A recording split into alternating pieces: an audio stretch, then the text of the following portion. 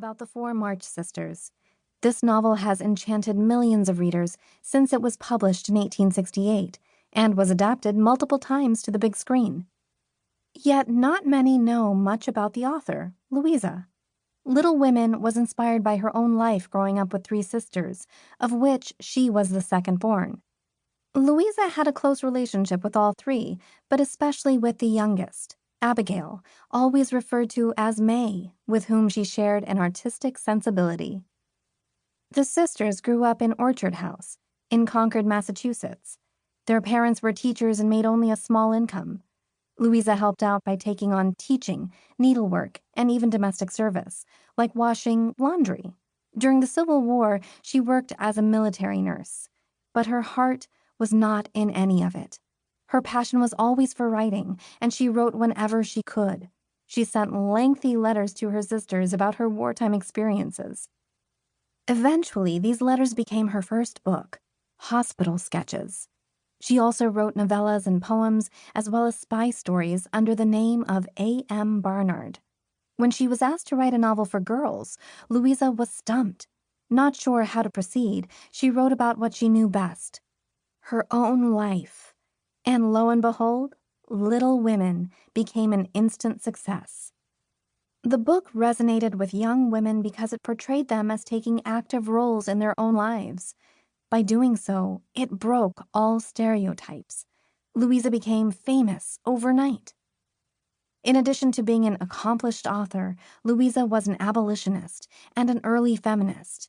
In 1879, Massachusetts granted women the right to vote in local elections on issues involving education and children. Louisa registered right away and became the first woman to do so in Concord. She went door to door and encouraged women to vote. Louisa's fame brought her wealth, which she did not have growing up. She even made enough money to support May, who had a dream of studying painting in Europe. The sisters always longed to leave the little town of Concord, and in 1870, Louisa joined May on a grand European tour. May eventually married and stayed to live with her husband in Paris. Though May and Louisa had a close relationship, Louisa often felt jealous of May's family life. Louisa herself never married. May was also the youngest and prettiest of the sisters, and she was considered the queen by their father. As you can imagine, this stirred Louisa's envy as well. In 1879, May wrote about her experiences in the book Studying Art Abroad and how to do it cheaply. She had a daughter whom she named Louisa, Lulu, after her older sister. Sadly, May died shortly after childbirth. Her last wish was that Louisa raise Lulu, as Ernest, her husband, traveled widely for work. Accordingly, Lulu went to live with her devoted Aunt Louisa. And so, until Louisa's own death in 1888, the two lived together, with Louisa finally having a little family of her own. Laverne, Maxine, and Patty Andrews. Popular American singing group in the 1930s and 1940s. Laverne, 1911 to 1967. Maxine, 1916 to 1995. Patty, 1918 to 2013. The Andrews sisters, Laverne, Maxine, and Patty, loved music from a young age.